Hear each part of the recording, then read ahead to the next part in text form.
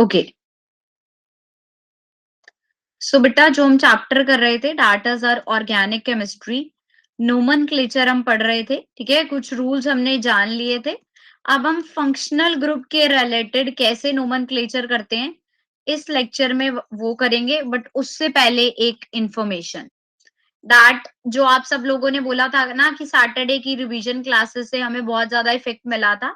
So there is a revision class on Saturday, Saturday और Sunday. अब हमने revision class को 2 पार्ट्स में डिवाइड कर दिया है, क्योंकि कुछ बच्चों का कहना था कि मैम लास्ट क्लास तक के लिए डेटा नहीं बचता, ठीक है ना, हमारा डेटा खत्म हो जाता है। सो अब हम सैटरडे को बेटा हमारा टाइम टेबल क्या रहेगा? सबसे पहली बात, आपकी सैटरडे को कोई और क्लास नहीं होगी, ठीक है ना, नो एडिशनल क्लासेस, ठीक है, जो भी आपकी क्लास चलती रह रही थी वो नहीं होंगी, only this extra class, only practice class होगी। कब होगी? एक होगी 7 to 8:30 पीएम फिजिक्स की, ठीक है, उसके बाद केमिस्ट्री की होगी हमारी 9 to 10:30 पीएम। 9 बजे से लेके 10:30 बजे तक हम केमिस्ट्री पढ़ेंगे। इसमें इस संडे का टॉपिक है रिडॉक्स रिएक्शन, तो आपको रिडॉक्स को ही मैं रिवाइज करवाऊंगी। उसके बाद संडे को 1 घंटे की आपकी मैथ्स और बायोलॉजी की क्लास होगी, 9 to 10 AM मैथ्स और बायोलॉजी की क्लास होगी। और उसके टेस्ट के बिल्कुल बाद आपको दिया जाएगा, सॉरी, क्लास के बिल्कुल बाद आपको टेस्ट कंडक्ट करवाया जाएगा, तो आप कर सकते हो, ठीक है। तो 2 दिन में हमने क्लासेस डिवाइड करी हैं। सैटरडे को होगी आपकी 7 to 8:30 फिजिक्स की, 9 to 10:30 हमारी केमिस्ट्री की होगी, और संडे को किसकी रहेगी? मैथ्स और बायोलॉजी की, 9 to 10 AM। उसके अलावा सैटरडे को आपकी और कोई क्लास नहीं होगी, ठीक है। तो रिवीजन करेंगे हम रिडॉक्स रिएक्शन की, क्योंकि रिडॉक्स ही हमारा इस बार का सिलेबस है। तो काफी बच्चों की इंप्रूवमेंट हमें दिखी थी टेस्ट में, so that is really very good thing, ठीक है ना, बहुत अच्छी बात है बच्चे, आप लोगों का टेस्ट इस बार काफी बेटर था। काफी बच्चों ने बोला कि मैम हमारे पहले अच्छे नंबर नहीं आ रहे थे बट इस बार आए हैं। तो वैसे ही एक हम क्लास रिवीजन की रिडॉक्स की रखेंगे, तो सबने अटेम्प्ट करनी है।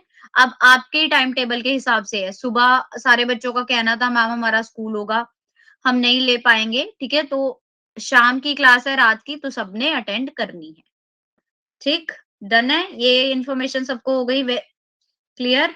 चलो अब हम अपने क्लास पे ही चलते हैं। अब हम बात करेंगे बेटा नोमेनक्लेचर की।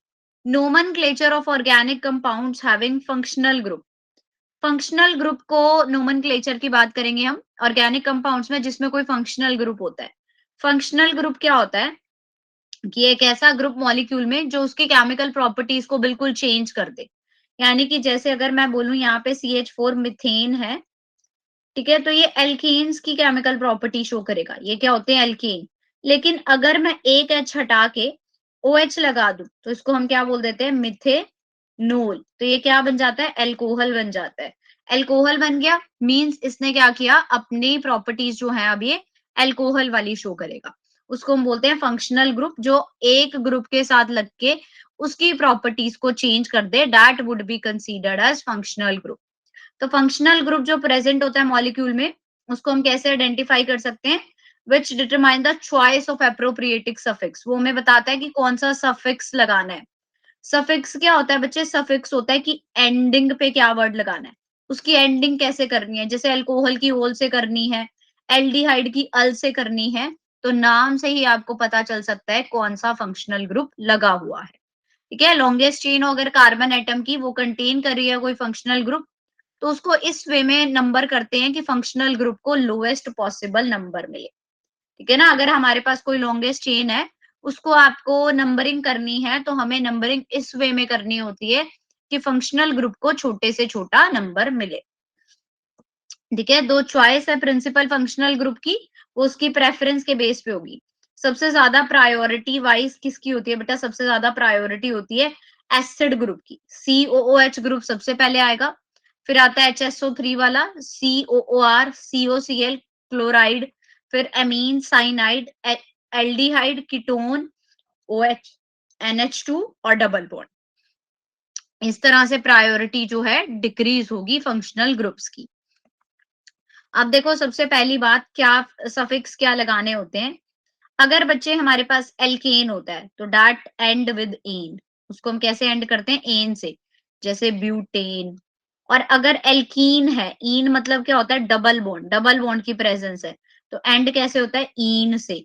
और जरूरी नहीं है कि आपको कहाँ ईन लगाना है, जिस भी पोजीशन पे हो। ये फर्स्ट पोजीशन पे है तो आपने लिख दिया ब्यूट 1 ईन, सेकेंड पोजीशन पे होता तो हम क्या लिखते, ब्यूट 2 ईन। आप देखोगे किस पोजीशन पे डबल बॉन्ड लगा हुआ है, ठीक है ना, you have to specify on which position double bond is there, तो आप उसके अकॉर्डिंग 2 इन 3 इन इस तरह से लिखते हो। एल्काइन का क्या मतलब है, triple bond, alkyne means triple bond. तो वर्ड कैसे लगता है उसमें, आइन, यानी हम क्या लिखते हैं, ब्यूट 1 आइन। पोजीशन किस पोजीशन पे है, फिर आइन कर देना आपने, ठीक है। और इसके अलावा हमारे पास क्या होते हैं बेटा, एरीन्स होते हैं। एरीन्स क्या होते हैं हमारे, एरोमेटिक कंपाउंड, जैसे कि बेंजीन। एरीन्स क्या हो जाता है, बेंजीन, ईन से ही ये भी खत्म होते हैं, बेंजीन, ठीक है। नैप्थलीन, ईन रहता है इनके। हेलाइड्स में एक चीज ध्यान में रखनी है, हेलाइड्स में सफिक्स की जगह प्रीफिक्स लगता है। सफिक्स होता है बेटा बाद में लगने वाला, जो लास्ट में लगे, ठीक है ना। प्री, हम कहते हैं ना ये हमारा जो रिचार्ज है वो प्रीपेड है। प्रीपेड का क्या मतलब होता है भाई, पहले पैसे दो फिर डेटा लो, ठीक है। तो हेलाइट्स भी क्या होते हैं, प्री फिक्स होते हैं, पहले ही लग जाते हैं, हेलो। तो जब भी कोई भी, हेलो का मतलब हेलो नहीं है, हाई वाली हेलो नहीं है, यहाँ पे हेलो मतलब कोई हेलोजन। अगर आप फ्लोरीन ले रहे हो तो फ्लोरो, क्लोरीन ले रहे हो तो क्लोरो, ब्रोमीन ले रहे हो तो ब्रोमो, आयोडीन ले रहे हो तो आइडो। तो इसको हम कैसे लिखते हैं, 1 ब्रोमो ब्यूटेन, ठीक है ना, कि 1 फर्स्ट पोजीशन पे ब्रोमो है, 4 कार्बन थे तो ब्यूटेन है। इस तरह से इस फंक्शनल ग्रुप की हम क्या करते हैं, नेमिंग करते हैं, ठीक है। नेक्स्ट आता है हमारे पास alcohol. Alcohol OH group, last में क्या लगता है, ओल। मान लो सेकंड पे था तो ब्यूटेन 2 ओल। CHO, एल्डिहाइड, एल्डिहाइड क्या होता है, CHO क्या लगाता है ये, अल, ब्यूटेनल, अल मतलब। अगर ये भी ऐसे हो तो आप इसको भी लिख सकते हो, ब्यूटेन 2 अल, ठीक है, पोजीशन भी हम स्पेसिफाई कर सकते हैं।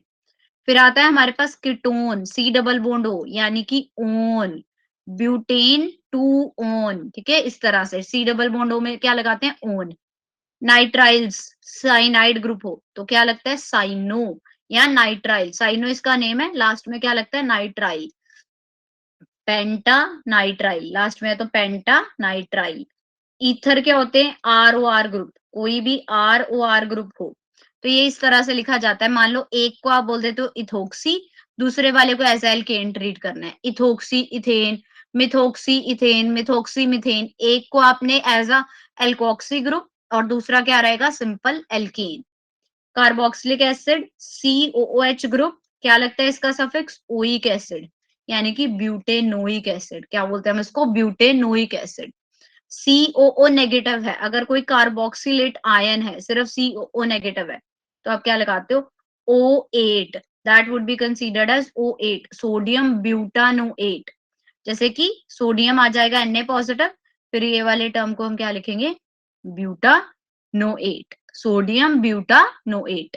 एस्टर्स में भी बच्चे O8 ही लगता है, COR ग्रुप है। एस्टर्स में क्या आ जाता है, O8 ग्रुप ही, मिथाइल। एक चीज इसको एज सच रखोगे मिथाइल, यहाँ पे क्या लग जाता है, pentanoate, this would be represented as, sorry propanoate, 3 carbon थे तो प्रोपेनोएट। एसाइल हैलाइड में कोई COX ग्रुप है तो उसमें क्या लगता है हमारे पास, ऑयल हैलाइड, यानी कि ब्यूटेन ऑयल क्लोराइड। अगर ब्यूटेन है उसके साथ कोई COCl ग्रुप लगा हुआ है तो उसको आप कैसे लिखोगे, ब्यूटेन ऑयल क्लोराइड, ठीक है। नेक्स्ट एमीन्स, एमीन हम सीधा ही लिखते हैं, एमीन्स को क्या लिखेंगे, ब्यूटेन 2 एमीन। एमाइड को भी हम ऐसे सिंपल ही लिखते हैं, एमाइड यानी ब्यूटेनामाइड, ब्यूटेन 2 एमाइड भी लिख सकते हो। नाइट्रो हमेशा पहले लगता है, नाइट्रो का प्रीफिक्स होता है, इसको हम क्या लिखते हैं, 1 nitro butane, nitro butane. Sulphonic acid HSO3 या SO3H बोल लो, ये क्या आता है, मिथाइल सल्फोनिक एसिड, लास्ट में आप बस सीधा सल्फोनिक एसिड लगाओगे, ठीक है। तो ये हमारा टेबल था। अब मुझे पहले यही बताओ, किसको यहाँ तक कोई डाउट आता है तो वो पूछे, मैं माइक भी ऑन कर देती हूँ। कोई भी किसी को डाउट है बेटा, कोई चीज नहीं समझ आई, कुछ रिपीट करना है तो please tell. Yes, anyone having any problem up to this? Tell me. अच्छा हाई फाइव करो जो जिसको क्लियर है, give me high five. Nandita, Mayank, फटाफट से, बाकी सो गए? अभी तो सोने का टाइम नहीं है। चलो ठीक है, वेरी गुड। ठीक है, मेरे को लग रहा है ऐसे उस दिन बार बार हाई फाइव करवाना पड़ेगा जब क्लास 9 से 10:30 है। 10 बजे के बाद कुछ बच्चों को शायद नींद आनी शुरू हो जाए, बट वो टॉपिक इतना इंटरेस्टिंग है ना, रिडॉक्स की बैलेंसिंग। मुझे लग रहा है कि काफी बच्चों को अभी बैलेंसिंग में डाउट होंगे, तो वो एक दो बार और करोगे ना तो बेटा आपको पेपर में हेल्प मिलेगी। ठीक है, so that would be very beneficial for you. चलो अब हम एग्जाम्पल की बात करते हैं बेटा। मिथाइल ग्रुप, साथ में क्या है, बेंजीन, तो इसको हम क्या बोल सकते हैं, methyl benzene. This would be represented as methyl benzene. ये इसका कॉमन नेम होता है टोलिन। ठीक है ना, यानी घर का नाम।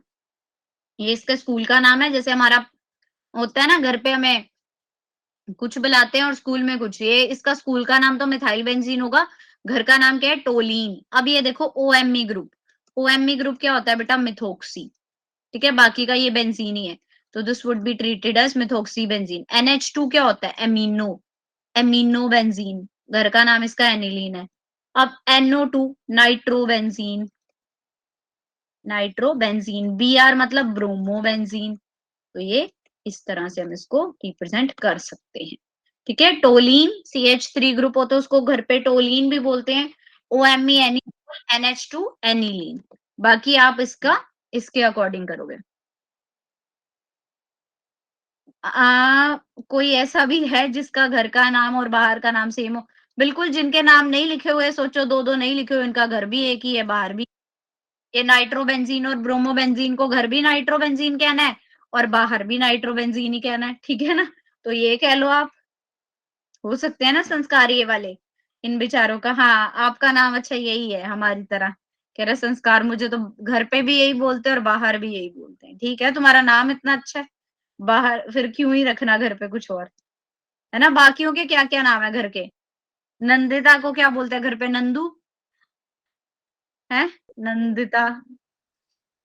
मधु का भी छोटा सा रेशमी। क्या बोलते हैं? रेशमी। ओ रेशमी, ओके। मधु का तो बहुत छोटा, अच्छा मधु का फिर भी घर पे भी नाम है, राधा। अरे वाह, नाइस नेम। बनी का बहुत प्यारा नाम है, छोटा सा। बनी को जरूरत नहीं है निक नेम की, है ना। बनी का बड़ा नाम रख सकते हैं बाहर कहीं। चलो good. So these are the example. तो बेंजीन रिंग अगर बेटा डाई सब्स्टिट्यूटेड हो तो पोजीशन को हम कैसे डिफाइन करेंगे, by numbering the carbon atoms of the ring such that substituent जो लोकेट हो ना उनको लोएस्ट नंबर मिले। ठीक है ना, आपको बेंजीन रिंग अगर डाई सब्स्टिट्यूटेड है, मान लो इस तरह से है, यहाँ पे भी कोई नाइट्रो ग्रुप है और यहाँ पे भी कोई नाइट्रो ग्रुप है, तो इसको इस तरह से करेंगे, 1 2 3, 1 3 डाई नाइट्रोबेंजीन कर दो। ठीक है ना, आपको ऐसे नेम लिखना है कि इनको छोटे से छोटा वो मिले, ये नहीं इसको इधर से घुमा लाओ 1 2 3 4 5, 1 5 डाई नाइट्रो लिख दो, वो गलत हो जाएगा। ठीक है, ऐसे आपने नंबरिंग देनी है कि दोनों को छोटे से छोटा नंबर मिले। ठीक, so position of substituent is defined by numbering the carbon atom of the ring such that substituent are located at the lowest number possible। उनको possibly lowest number मिले, हाई नंबर पे नहीं जाने चाहिए। अब जैसे ये इसको 1 2 डाई ब्रोमोबेंजीन ही लिखोगे, इसको 1 2 3 लिखोगे, ये 1 2 3 4 है, ये नहीं कि इसको 1 और फिर यहां से घुमा के लेने लग जाओ 1 2 3 4 5 6, इसको 1 6 डाई ब्रोमो लिख दो, दैट इज अ रॉन्ग, वो गलत हो जाएगा। हम सिंपल 1 2 डाई ब्रोमो लिखेंगे। ऐसे इसको भी 1 3 डाई ब्रोमो बेंजीन लिखोगे और इसको 1 4 डाई ब्रोमो बेंजीन लिखोगे। ठीक है ना, आप इसको ये वाली पोजीशंस को एज अ ऑर्थो और पैरा भी ट्रीट कर सकते हो। ये ऑर्थो, मेटा, पैरा, तो आप इसको सीधा ऑर्थो पैरा डाई ब्रोमोबेंजीन भी मेंशन कर सकते हो। ठीक है ना, उल्टा लिख दिया मैंने शायद, ये पैरा, ये ऑर्थो और ये मेटा। ठीक है ना, पैरा ये रहता है, ये दोनों पोजीशन जो है ये पैरा की होती हैं, ये होती है हमारे पास ऑर्थो पोजीशन, और ये दोनों रहती हैं मेटा पोजीशन। तो ये आ जाएगा para Meta die bromo benzene. ठीक है, और इस तरह से नंबरिंग करनी है कि दोनों को शॉर्ट वाला मिले। इसकी मोजे है, इसको दोनों तरफ से कर सकते हो, इधर से घुमा लो या इधर से घुमा लो, इसने 1 4 ही आना है। ठीक है ना, so that would B 1 4 die bromo benzene. अच्छा, अब ये सबने करने हैं। कॉपी पेन निकालो, जो रजाई में है खड़े हो जाओ बिल्कुल, और बनाओ ऑर्थो इथाइल एनीसोल। एनीसोल किसका नाम था? घर का नाम लिखा है इन्होंने। ऑर्थो पोजीशन पे इथाइल लगाना है और साथ में एनीसोल है। एनीसोल कौन था? यस, OMe वाला ओएमई वाला, बिल्कुल सही। अच्छा, बनी कह रहा है, बनी मेरा निकनेम ही है मैम। फिर पूरा नाम क्या है बनी का? बनाओ, देखो क्या क्या बनेगा। Ortho ethyl anisole. एनीसोल तो बना लिया पहले मैंने। ऑर्थो ग्रुप पे क्या है? इथाइल। इथाइल यानी CH2CH3 ग्रुप। तो ए हमारा ये बन जाएगा। B, para nitro aniline. Aniline होता है बेटा NH2 ग्रुप, पैरा पे नाइट्रो NO2। सी और डी तुम बनाओगे अब। ठीक है, मैंने 2 बना दिए, अब सी और डी तुम्हारी बारी। फटाफट से बनाओ। Pushkar. Okay, great, good name. Yes, do it very fast.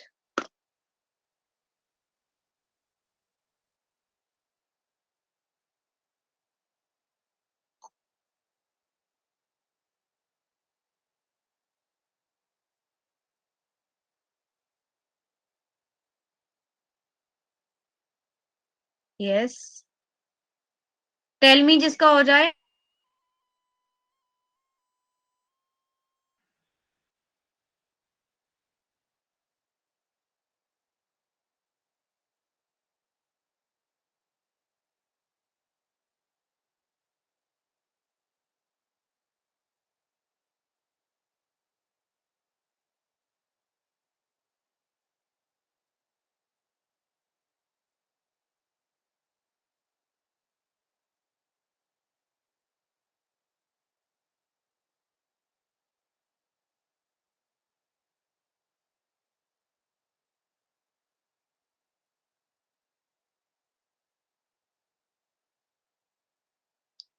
बना किसी का? मैम देखो, डी बन गया, लास्ट वाला। अच्छा, 2,3 die bromo 1 phenyl pentane. Phenyl क्या था? OH group. ठीक है, 1 फिनाइल पेंटेन। और 2 पे क्या है? ब्रोमो। 1 2 bromo 3 bromo. और ये क्या है हमारे पास? फिनाइल के साथ पेंटेन ग्रुप। ठीक है ना, 1 फिनाइल पेंटेन। ये गड़बड़ तो नहीं लिख दी हमने? अच्छा, 1 फिनाइल पेंटेन। एक मैम सेकेंड। ये फिनाइल हमारा एक बेंजीन रिंग बन जाएगी ना? अच्छा, नहीं नहीं नहीं, एक सेकेंड। ये, अच्छा, पूरी फिनाइल बेंजीन रिंग बना दी मैंने, फिनोल बना दिया। ठीक है ठीक है ठीक है, गुड। तो ये बेंजीन की रिंग बनाई हमने 1 2 3। फिर ये पेंटेन मतलब 5 कार्बन, 1 2 3 4 5 कार्बन। उस पे 2 और 3 पे क्या आ गया? Bromo group. देखो, इसको दोबारा बनाते हैं हम। लेट मी यूज द, ये सारे इरेज करके हम नया पेन लेते हैं। ये सेम सेम कलर हो गए। Let's take white colour. First क्या था? Ortho ethyl anisole. एनीसोल कौन सा ग्रुप था? OCH3। ऑर्थो पे इथाइल यानी कि CH2CH3। बी हमारा para nitro aniline. Aniline means NH2 group, para पे nitro. Third, di 2 3 di bromo 1 phenyl pentane. 1 phenyl ऐसे ले लिया, बेंजीन की रिंग। 1 2, ये 1 कार्बन 2 कार्बन 3 4 5। और 2 और 3 पे क्या है? Die bromo 1 2। 2 3 पे डाई ब्रोमो, बाकी बना दिया 1 फिनाइल पेंटेन। ठीक है, और फोर्थ क्या कह रहा है हमारा? डी पार्ट, 4 इथाइल 1 फ्लोरो 2 नाइट्रो बेंजीन। 1 4 पे इथाइल है। 1 2 3 4, 4 पे इथाइल ले लेते हैं। 1 फ्लोरो 2 नाइट्रो, 4 पे इथाइल यानी CH2CH3। तो ये हमारे ग्रुप्स बन जाएंगे। ठीक है, सबका बना यही चीज? Yes third ma'am. वाले को छोड़कर मैम दैट्स, सारे सही। थर्ड वाले को, थर्ड में तो मेरा भी वो कंफ्यूजन हो गई थी। मैंने फिनोल ले लिया, फिनाइल है। फिनाइल क्या होता है बच्चे? जब वो भी हम एक बेंजीन को बेंजीन रिंग एज अ बनाता है। एक्स्ट्रा ग्रुप लिखते हैं ना, benzene as a side chain आता है। तो उसको हम क्या बोल देते हैं, phenyl. That would be considered as phenyl, वो हमारा फिनाइल बन जाता है। ठीक है, ये चीज। अच्छा, अब हम पढ़ेंगे, ये हो गया हमारा। Now come to another thing that is called dienes. Dienes क्या होता है? डाईईन्स हमारे पास ऑर्गेनिक कंपाउंड है जिनके पास दो डबल बॉन्ड हो। अब आपको पता है ईन क्या है? एल्कीन, यानी कि प्रेजेंस ऑफ डबल बॉन्ड। ये क्या होता है हमारे पास? Presence of double bond. अब उन्होंने क्या बोल दिया? डाईईन, यानी कि डाई मतलब दो बार, ईन दो बार ईन, तो वही हो गया ना, टू डबल बॉन्ड्स हो। तो डाईईन को हम क्लासिफाई करते हैं तीन टाइप में। एक आता है आइसोलेटेड, कॉन्जुगेटेड और क्यूमुलेटेड। ठीक है, ये तीन टाइप्स होते हैं डाईईन्स के। आइसोलेटेड डाईईन्स क्या होते हैं? जिसमें डबल बॉन्ड जो है वो सेपरेट हो एटलीस्ट वन sp3 कार्बन से। मतलब एक कार्बन के पास डबल बॉन्ड है, फिर एक कार्बन हो, अगले वाले पे डबल बॉन्ड हो। ठीक है ना, ये नहीं है कि सभी आपस में ही डबल बॉन्ड हो, एक कार्बन पे सिंगल बॉन्ड छोड़ के दूसरे वाले पे डबल बॉन्ड हो, इस तरह से। ठीक है ना, या फिर काफी सारे छोड़ के आपके बीच में sp3 आना चाहिए। CH2, ये अगर sp3 हाइब्रिडाइज्ड है हमारे पास, ये कार्बन, फिर ये CH क्या आ जाएगा? दिख नहीं रहा, एक सेकेंड।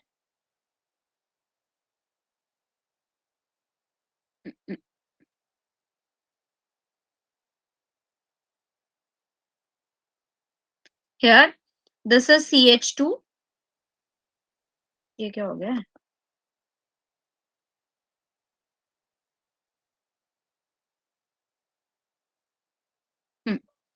This is CH2। ठीक है, ये हमारा sp2 हाइब्रिडाइज्ड है। ये भी, ये जनरली हमारा sp2 ही है, डबल बॉन्ड के साथ है। This is sp2।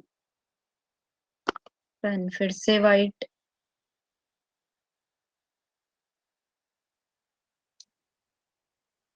This is sp2 hybridise. ठीक है, फिर सिंगल के साथ ये डबल बॉन्ड के साथ आया sp2, फिर बीच में CH2 आ रहा है, ये sp3 हो गया, फिर CH, ये sp2 और डबल बॉन्ड फिर आएगा। मतलब डबल बॉन्ड जो है वो दो पोजीशन छोड़ के आए, उसके बीच में एक sp3 ग्रुप हो जाए, यानी एक के बाद एक, ऐसे हमने कर दिया ना। डबल बॉन्ड जो है एक साथ नहीं होने चाहिए, पोजीशन छोड़ के आने चाहिए। ठीक है ना, वो चीज होती है आइसोलेटेड डाईईन। और कॉन्जुगेटेड डाईईन क्या होते हैं? जिसमें डाईईन डबल बॉन्ड जो है सेपरेट हो सिंगल बॉन्ड से। जनरली डबल बॉन्ड कैसे सेपरेट होंगे? सिंगल बॉन्ड के थ्रू। डाईईन्स में क्या रहेगा? Separated by more than one single bond. देखो, कॉन्जुगेटेड में more than one single bond से वो सेपरेट हो सकते हैं। One single bond. कॉन्जुगेटेड, एक डबल बॉन्ड, फिर एक सिंगल बॉन्ड, फिर double bond. This is considered as conjugated. और अगर हम पहले वाला लिख रहे हैं, उसमें आप ज्यादा पोजीशंस ले लो, उसमें हमने ज्यादा पोजीशन ले ली, ये आ गया वो हमारे पास फर्स्ट वाला आइसोलेटेड। आइसोलेटेड में एक से ज्यादा हमारे पास डबल बॉन्ड सेपरेट हो जाते हैं, मोर देन वन सिंगल बॉन्ड। अगर सिर्फ एक सिंगल बॉन्ड से वो डिवाइड हो रहे हैं तो उसको हम क्या बोलते हैं? कॉन्जुगेटेड। और कोम्युलेटेड का क्या मतलब होता है? कि double bond connected to a similar atom, यानी कि इस तरह से दो डबल बॉन्ड। ठीक है, अब दोबारा देखते हैं, हम तीन तरह के हमने पढ़े थे, यहीं पे मैं आपको बताती हूँ। सबसे पहला था हमारे पास isolated. Very first one is isolated. तो आइसोलेटेड में हम क्या कहेंगे? फर्स्ट है हमारा आइसोलेटेड। तो इसमें आप क्या कहोगे? कि डबल बॉन्ड जो है वो एक, दो, तीन, मतलब एक से ज्यादा सिंगल बॉन्ड के बाद आ सकता है। दो तीन ले लिया मैंने, डबल बॉन्ड CH2, एक से ज्यादा होने चाहिए, चाहे आप दो ले लो। सेकंड क्या कहता है? कॉन्जुगेटेड, कि उसके बीच में एक ही सिंगल बॉन्ड आएगा। जैसे CH2CH है, यहाँ पे आप CH2 लगाओ, फिर से डबल बॉन्ड आ जाए, एक सिंगल बॉन्ड के बाद डबल बॉन्ड आना चाहिए। ठीक है, इतनी दूरी होनी चाहिए। और क्यूमुलेटेड में क्या है? कि बैक टू बैक होंगे, यानी ये चीज, ये हो गई हमारी क्यूमुलेटेड। अब बताओ, तीनों क्लियर हुए? आइसोलेटेड, कॉन्जुगेटेड और क्यूमुलेटेड। किस किस को क्लियर है? गिव मी हाई फाइव फटाफट से। बस 4 बच्चे, बाकी सो गए? मैम कॉन्जुगेटेड वाले में एक सिंगल बॉन्ड होना चाहिए बीच में। हाँ बेटा, एक पहले डबल, फिर सिंगल, फिर डबल आ जाना चाहिए। ठीक है, yes ma'am. That's great. Okay, चलो आगे चलते हैं थोड़ा सा। नेक्स्ट आता है बेटे isomerism, next very important topic, that is isomerism. Iso plus मर, दो वर्ड से ये मिलके बना है। आइसो मतलब होता है बेटा सेम, और मर मतलब होता है डिफरेंट। ये देखो सेम, एक ही बात कह रहा है, सेम भी और डिफरेंट भी। अब बात सोचने वाली क्या है, सेम क्या और डिफरेंट क्या? Same molecular formula but different arrangement of atoms. Atoms की अरेंजमेंट डिफरेंट कर दो बट मॉलिक्यूलर फॉर्मूला सेम रहे, वो होते हैं हमारे पास आइसोमर्स। ठीक है, आइसोमर दो वर्ड से मिलके बना है, आइसो प्लस मर, जहां पे आइसो का क्या मतलब है, सेम, और मर का मतलब होता है डिफरेंट। अब बात आएगी कौन सेम और कौन डिफरेंट, तो सेम मॉलिक्यूलर फॉर्मूला और डिफरेंट अरेंजमेंट ऑफ एटम्स। तो ऐसा फिनोमेना जिसमें दो या दो से ज्यादा कंपाउंड ऐसे एग्जिस्ट करते हैं जिनका मॉलिक्यूलर फॉर्मूला तो सेम हो बट उनकी प्रॉपर्टीज डिफरेंट हो। प्रॉपर्टीज कब डिफरेंट होंगी, जब उनकी अरेंजमेंट डिफरेंट होगी। ठीक है ना, they have different arrangement then they will show different properties. तो उस फिनोमिना को हम बोलते हैं आइसोमेरिज्म, और जो कंपाउंड्स ये चीज शो करते हैं उसको क्या बोला जाता है, isomers. That type of compounds are considered as isomers. अब आइसोमर हमारे पास डिफरेंट टाइप के होते हैं। Very first one is structural isomerism.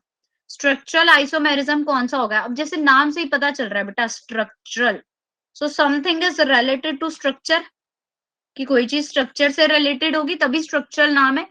तो स्ट्रक्चरल आइसोमेरिज्म क्या होता है, सेम मॉलिक्यूलर फॉर्मूला बट उनके स्ट्रक्चरल मैनर डिफरेंट होते हैं, यानी कि उनकी क्लासिफिकेशन एज अ स्ट्रक्चर अलग होती है।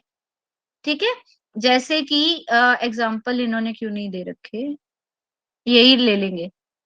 इसमें स्ट्रक्चरल में आगे फर्दर टाइप्स आएंगी। ठीक है, स्ट्रक्चरल का ही एक टाइप है हमारे पास चेन आइसोमेरिज्म। ठीक है, मान लो 5 बच्चे थे, मैं आपको कॉमन एग्जांपल देती हूँ। 5 बच्चे थे, मैंने पहले 5 बच्चों को इस तरह बिठा दिया एक लाइन में। ठीक है, बच्चे तो 5 ही रहेंगे ना। अब मैंने क्या कहा, एक लाइन में पहले मैंने कहा 2 बच्चे तो ऐसे बैठ जाओ और 2 ऐसे आ जाओ, मतलब ये बच्चे तो वही रहे बट उनकी अरेंजमेंट मैंने डिफरेंट कर दी। पहले मैंने ऐसे बिठाए थे, फिर मैंने कुछ ऐसे बिठा दिए, कुछ सीधे बिठा दिए। तो that would be considered as structural isomerism, कि मॉलिक्यूलर फॉर्मूला सेम रहे बट अरेंजमेंट जो है एटम्स की वो थोड़ी डिफरेंट हो जाए।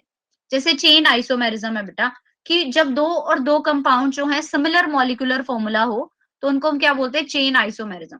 यानी वही बात है बेटा, 5 कार्बन है मेरे पास, मैंने 5 कार्बन ऐसे लगा दिए, या मैंने ऐसे लगा दिए, या फिर मैंने ऐसे लगा दिए। This is all up to me ना, कि मेरे पास तो कितनी डिफरेंट अरेंजमेंट है मैं करूं, बट मॉलिक्यूलर फॉर्मूला तो सेम ही रहेगा। फॉर एग्जाम्पल पेंटेन इन्होंने शो करा है, मॉलिक्यूलर फॉर्मूला देखो इसका, C5, हाइड्रोजन कितने, 3 2 5 6 7 8 9, 9 और 3 12, C5H12 ऐसे लिख दिया। 2 मिथाइल ब्यूटेन लिख दो चाहे, 3 3 6 9 10 11 12, C5H12 ही है, ये भी C5H12 ही है। मतलब different arrangement but molecular formula क्या रहे, सेम रहे, सिर्फ स्ट्रक्चर डिफरेंस हो गए। ठीक है, getting my point? Yes ma'am. बनी, क्लियर हुआ बच्चे? यस बनी, ठीक है। अब आता है बच्चे पोजीशन आइसोमेरिज्म। पोजीशन आइसोमेरिज्म किसी फंक्शनल ग्रुप के साथ होगा। मान लो मेरे पास कोई एलिमेंट था CH3 CH2 CH2OH, एक ये था, मैंने ऐसे लिख दिया, इसकी पोजीशन चेंज कर दी, मॉलिक्यूलर फॉर्मूला देखो सेम रहेगा, 1 2 3 C3 3 2 5 6 7 और एक 8, C3H8 O फॉर्मूला इसका, C3 हाइड्रोजन 3 3 6 7 8 और O। फंक्शनल ग्रुप की पोजीशन चेंज कर दी, this is considered as propanol, और ये क्या आ जाएगा, प्रोपेन 2-ओल। तो क्या हो रहा है, पोजीशन चेंज हो रही है, पोजीशन चेंज करने से बट मॉलिक्यूलर फॉर्मूला सेम रहे, उसको हमने क्या बोल दिया, पोजीशन आइसोमेरिज्म। कि when two or more compounds differ in the position of substituent atom or functional group on the carbon skeleton, they are called position isomers। ठीक है ना, जब उनकी पोजीशन चेंज कर दो आप, जैसे कि यही चीज है, प्रोपेन 1 ओल और यहाँ पे क्या लिख दिया गया, प्रोपेन 2 ओल। तो दोनों ही पोजीशन जो है इधर उधर वो चेंज कर रहा है, तो that these both are considered as positional isomers. ठीक है, यस मैम। नेक्स्ट आता है बच्चे फंक्शनल ग्रुप आइसोमेरिज्म। अब हमें ये देखना है कि फंक्शनल ग्रुप, आप फंक्शनल ग्रुप चेंज कर दो बट फिर भी मॉलिक्यूलर फॉर्मूला सेम रहे। अब ऐसा कोई किसी को ध्यान है कि कौन सा हो सकता है? कोई भी एक ऐसा ग्रुप जिसका फंक्शनल फॉर्मूला तो चेंज कर दो बट स्टिल वो हमें क्या दे, एक वही मॉलिक्यूलर फॉर्मूला दे। कौन से ऐसे ग्रुप हो सकते हैं? फंक्शनल ग्रुप चेंज कर दोगे तो ऑब्वियसली टोटली प्रॉपर्टी चेंज होने वाली है, बट मॉलिक्यूलर फॉर्मूला हमारा सेम रहे। कीटोन और एल्डिहाइड। देखो, very good, absolutely correct. CH3 CH2 CHO लिख लो, CH3 C डबल बॉन्ड और CH3 लिख लो। देखो C3 3 2 5 और 1 6 H6O, C3 H6O, यानी फॉर्मूला अलग but molecular formula same. Functional group अलग हो गए बट मॉलिक्यूलर फॉर्मूला उनका सेम रहा। इस तरह की आइसोमेरिज्म को हम क्या बोलते हैं? फंक्शनल ग्रुप आइसोमेरिज्म, यानी 2 or more compounds having the same molecular formula but different functional group are considered as functional isomers. Got it?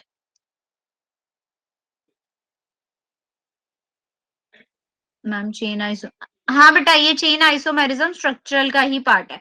ये सारे बच्चे स्ट्रक्चरल के ही पार्ट चल रहे हैं। ठीक है, दो तरह के होते हैं, एक होता है स्ट्रक्चरल और एक होता है स्टीरियो। स्टीरियो आगे पढ़ेंगे, अभी स्ट्रक्चरल के ही चल रहे हैं ये चीज आगे। अब स्ट्रक्चरल में ही एक और आता है मेटामेरिज्म। मेटामेरिज्म देखो, ये तो आपको नाम से ही क्लियर हो रहे थे सारे जितने भी अब तक हमने पढ़े। सबसे पहला हमने पढ़ा चेन आइसोमेरिज्म, तो चेन में ही पता चल गया कि अच्छा चेन छोटी बड़ी होगी। चेन आइसोमेरिज्म अपने नाम से ही पता चल रहा है कि चेन या तो लार्ज कर सकते हो चेन को या थोड़ा स्मॉल कर सकते हो, कि डिफरेंस क्या होगा, चेन में होगा। नेक्स्ट हमने बोला पोजीशन, तो आपको पता चल गया कि हाँ ठीक है पोजीशन आइसोमेरिज्म है तो चेंज इन पोजीशन होगी। ठीक है, ये तो नेम से पता चलेंगे। अब थर्ड हमने पढ़ा फंक्शनल ग्रुप, तो आपको पता चल गया कि कुछ ना कुछ चेंज जो है चेंज इन फंक्शनल ग्रुप में ही होगा। अब जो फोर्थ वाला है हमारा, ये थोड़ा इनसे डिफरेंट है, मेटामेरिज्म। मेटामेरिज्म में क्या होता है कि आपके पास क्या चेंज होता है, ROR ग्रुप है ना, मान लो ये ROR कोई ईथर है हमारे पास, ये जनरली एल्काइल चेन्स के आइदर साइड पे होता है, तो ये चीजें चेंज होती हैं आपकी। मान लो पहले R और R', अगर मैं ROR' लिखूं, R और R' सेम थे, दूसरे वाले में डिफरेंट कर दो, अगर डिफरेंट थे तो सेम कर दो। जैसे क्या है हमारे पास, CH3O C3H7 है, CH3O C3H7, तो अब ये 3 कार्बन इधर है, 1 कार्बन इधर है, मैंने दोनों तरफ 2-2 लिख दिए, तो this would be considered as metamerism, कि आप R और R' को चेंज करो। ठीक है ना, पहले यहाँ पे अगर मैं बोलूं यहाँ पे मेरे पास C2H5OCH3 है, तो अब क्या कर सकते हो, अब इसमें तो कुछ चेंज हो नहीं सकता कि अगर आप इसको इधर भी लेके जाओगे वो भी OC2H5 हो जाएगा और इधर CH3 होगा, तो इस केस में चेंज नहीं होगा। लेकिन 3 यहाँ पे CH3 है, यहाँ पे C3H7 है, यहाँ पे 3 है, यहाँ पे 1 है, तो दोनों साइड 2-2 तो हो सकते हैं ना, तो हमने क्या कर दिया, C2H5O C2H5 कर दिया। इस तरह की रिएक्शंस को हम क्या बोलते हैं, मेटामेरिज्म। क्लियर हुई बात? मेटा वाला थोड़ा सा डिफरेंट है, तो इसमें कंफ्यूज नहीं होना। गेटिंग माई पॉइंट और नॉट? यस और नो? अच्छा हैंड रेस करो जिसको क्लियर है। एक भी हैंड रेस नहीं हुआ, आवाज नहीं आई आज हैंड रेस की। Okay great great, good good good, चलो सही है। ओके आगे चलते हैं फिर थोड़ा सा। अब हम बात करेंगे बेटा स्टीरियो आइसोमर्स की। वो जितने भी थे हमारे पास, that all are positional isomerism. कौन कौन सा था पोजीशन में? सबसे पहला हमने पढ़ा चेन वाला, सेकंड हमने पढ़ा पोजीशन वाला, फिर हमने पढ़ा फंक्शनल ग्रुप वाला, और फोर्थ हमने पढ़ा मेटामेरिज्म वाला। ठीक है, अब हम बात करेंगे बच्चे स्टीरियो आइसोमर्स की। स्टीरियो आइसोमर्स क्या होते हैं कि मॉलिक्यूलर फॉर्मूला सेम रहेगा, केमिकल बॉन्ड सेम रहेंगे, बट उनकी डिफरेंट स्पेटियल अरेंजमेंट होगी, कि जिस तरह से वो 3 डायमेंशनल में अरेंज्ड हैं, वो अरेंजमेंट उनकी थोड़ी डिफरेंट होगी। ठीक है ना, उनकी अरेंजमेंट बदल जाएगी। तो स्टीरियो आइसोमर्स के 2 ही पार्ट है, कॉन्फिगरेशनल और conformational isomers. It is divided into 2 parts. Very first one is configurational और second है हमारा conformational isomers. तो configurational क्या होते हैं बेटा, ये वो आइसोमेरिज्म होते हैं जो नॉन सुपर इम्पोसिबल, ठीक है ना, नॉन सुपर इम्पोसिबल या नॉन इंटर कन्वर्टिबल हो। ठीक है, नॉन सुपर इम्पोसिबल कैसे होते हैं, जैसे कि अगर मैं बोलूं बेटा नॉन सुपर इम्पोसिबल कौन से होंगे हमारे, मान लो सुपर इम्पॉसिबल और नॉन सुपर इम्पॉसिबल क्या होता है।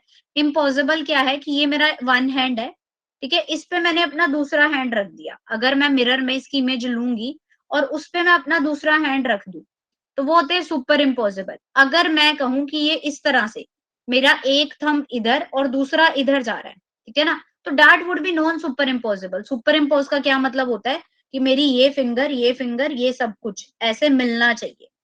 अगर ये हो गई सुपर इम्पोसिबल, मतलब मैंने दोनों हाथ फोल्ड कर लिए, सुपर इम्पोसिबल है।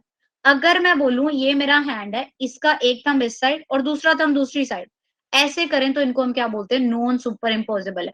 यानी ये एक दूसरे पे ऐसे नहीं जुड़ रहे, एक दूसरे के ऊपर रखने से वही शेप दोबारा नहीं आती, तो उस तरह के आइसोमेरिज्म को हम क्या बोलते हैं, नॉन सुपर इम्पोसिबल। तो कॉन्फिगरेशनल आइसोमेरिज्म हमारे पास कौन सा आइसोमेरिज्म होता है, जो नॉन सुपर इम्पोसिबल हो एंड नॉन इंटर कन्वर्टिबल, और वो क्या हो, नॉन इंटर कन्वर्टिबल हो। ठीक है ना, उसको हम कन्वर्ट नहीं कर सकते bye rotation around single bond, दोबारा से आप वही चीज नहीं बना सकते। इंटर कन्वर्ट कैसे बनेगा, by breaking and making bonds, यानी आपको कोई बॉन्ड तोड़ना या बनाना पड़ेगा तभी इंटर कन्वर्ट हो सकता है, सिंपल रोटेशन से वो इंटर कन्वर्ट नहीं होगा। तो ये हमारे पास 2 तरह के होते हैं। These are of 2 types that are enantiomers such as optical isomers and distereomer. ये हमारे पास 2 तरह के enantiomers होते हैं, जैसे कि ऑप्टिकल आइसोमर्स हैं और डाइस्टीरियोमर्स हैं। ठीक है, enantiomers कौन से होते हैं, हम ये 2 चीजें बोली ना हमने। सबसे पहली बात, कॉन्फिगरेशनल आइसोमेरिज्म में एक ही बात, 2 बातें याद रखेंगे हम, कि एक तो ये नॉन सुपर इम्पोसिबल होते हैं, ठीक है ना, और दूसरा ये इजिली इंटर कन्वर्टेबल नहीं होते, कि आपने रोटेट किया और इंटर कन्वर्ट हो गए, ऐसा नहीं होता। इनको इंटर कन्वर्ट करने के लिए, आपस में एक दूसरे के साथ कन्वर्ट करने के लिए हमें कोई ना कोई बॉन्ड को बनाना या तोड़ना पड़ता है, ठीक है ना। They can be interconverted by breaking and making bond. तो these are 2 types of enantiomers. हमारे पास 2 तरह के एनेंशियोमर होते हैं, एक होते हैं ऑप्टिकल आइसोमर और एक होते हैं डाइस्टीरियोमर। अब सबसे पहले तो हम यही जानते हैं कि इनेंशियोमर क्या होते हैं। इनेंशियोमर वो होते हैं बच्चे जो मिरर इमेजेस हो एक दूसरे की, ठीक है ना। 2 isomers are mirror images of each other, ठीक है, it is known as inversional isomer, और इनको हम इन्वर्शनल आइसोमेरिज्म भी कहते हैं। अब एग्जाम्पल क्या लेंगे हम, लैक्टिक एसिड का। फॉर एग्जाम्पल ये देखो लैक्टिक एसिड, अब इसका मिरर इमेज मैंने बना दिया, ये COH था, CH OH CH3। आपको पता है मिरर में क्या होता है, ये चीज पहले आ जाती है, उल्टा हो जाता है ना। आप अगर कोई भी एल लेटर की कुछ भी लिखा हो, उसकी टी शर्ट पहन के सामने जाओ मिरर के, तो आप देखोगे वो हमें उल्टा लिखा हुआ दिखाई देता है। तो यही चीज हो गई, इसमें क्या होगा, ये उल्टा हो गया, तो मिरर इमेज बन गई। These are considered as enantiomer, ठीक है, इसको हम बोलते हैं इनेंशियोमर। अब आप इसी सी को उठा के, आपने इसको फोल्ड नहीं करना, ये सी जो है देखो, जैसे ये वाला सी है ना यहाँ पे हमारे पास, इसको उठा के, यानी ये पूरे सी को, मॉलिक्यूल को उठा के मैं यहाँ रख दूं, तो ये कैसे आ जाएगा, ये इसका सी होगा, इधर इसका H आएगा, यहाँ पे इसका OH आएगा, यहाँ पे इसका CH3, और ये आ गया इसका COOH। यानी कि सुपर इम्पोज नहीं हो रहा, सुपर इम्पोज नहीं हो रहा, तो पहली प्रॉपर्टी इसने अपनी शो कर दी कि ये नॉन सुपर इम्पोजेबल है, ठीक है ना, ये non superimposable mirror image बना रहे हैं। सुपर इम्पोज कब होता, जब CH3 जो है, ये वाला CH3 इधर मैं लिखती ना, तो यहाँ पे CH3 आता, उसका मतलब होता है कि उसके ऊपर सुपर इम्पोज हो रहा है, बट ये नहीं हो रहा, उससे उल्टा है, तो these are non superimposable. और जो non superimposable mirror images होती हैं, उसको हम क्या बोलते हैं, enantiomer, that are consist as enantiomer, यानी non super impossible mirror images. तो ये इन्वर्जनल आइसोमेरिज्म का क्या मतलब होता है, उल्टे होते हैं।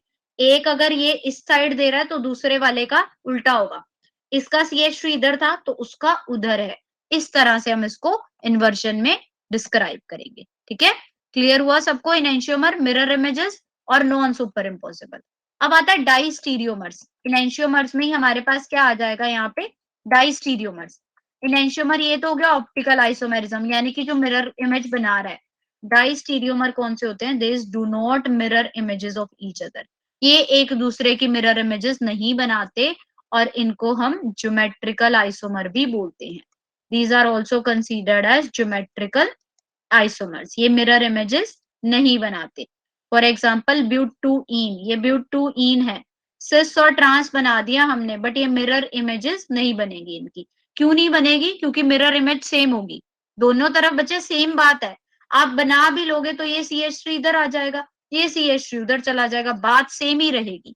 अब अगर मैं बोलूं आई वर्ड की क्या ही मिरर इमेज बनाओगे, वो आई ही रहेगा, उसकी मिरर इमेज नहीं बनती, उल्टी नहीं बनती।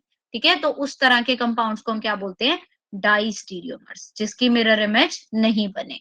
ठीक है, और अब हमारे पास दो चीजें आई पढ़ने को, इनैंशियोमर्स क्या होते हैं, enantiomers non super impossible mirror images, जो एक दूसरे की मिरर इमेजेस बनाए। डाइस्टीरियोमर क्या आ जाता है हमारे पास, diastereomers means they do not mirror images with each other, non mirror images. और इनको डिफरेंशिएट कैसे कर सकते हैं हम, सिस और ट्रांस के बेस पे। तो ये सिस है, दोनों सेम साइड, सेम ग्रुप हो सेम साइड, तो वो सिस यानी सिस्टर्स, वो क्या होती है, सिस्टर्स। अलग अलग साइड हो तो उसको हम क्या बोलते हैं, ट्रांस, यानी कि एंटी टू ईच अदर, ये एक दूसरे के क्या है, एंटी हैं। क्लियर सबको, यस इज इट क्लियर। तो आज इतना ही करेंगे, इससे ज्यादा करवाएंगे तो थोड़ा बहुत दुखी हो जाओगे, इतना ही करते हैं। ठीक है, फिर बाकी का हम अपनी कल की क्लास में करेंगे। ठीक है, so that's all for today. यहां तक किसी भी बच्चे को कोई डाउट है तो प्लीज आस्क। ठीक है, anyone having any doubt up to this, no, that's great. ठीक है, तो फिर रिडॉक्स पढ़ रहे हो ना साथ साथ, पहले तो मुझे ये बताओ रिडॉक्स की प्रिपरेशन कौन कौन कर रहा है, हैंड रेस करो। कोई भी नहीं, अरे अरे अरे कर रहे हैं, अरे वाह, परवीन ने हाथ खड़ा किया है, संस्कार ने, निधि ने, तान्या ने, दैट्स ग्रेट। ठीक है बच्चे, बाकी सैटरडे को पूरा रिडॉक्स आपको मैं रिवाइज कराऊंगी जैसे पिछली बार किया था। हाँ मधु, दैट्स वाई मैंने वो सेशन में बोला ना, पहले ही मैंने बोला कि बैलेंसिंग अभी प्रॉब्लम आ रही होगी तो उसको जरूर रिपीट करेंगे। ठीक है ना, तो बैलेंसिंग मैं एक बार आपको सबको रिपीट करके बताऊंगी सैटरडे की एक्स्ट्रा क्लास में। ठीक है, सो हाँ, और किसी को कोई प्रॉब्लम आ रही हो किसी भी चीज से रिलेटेड,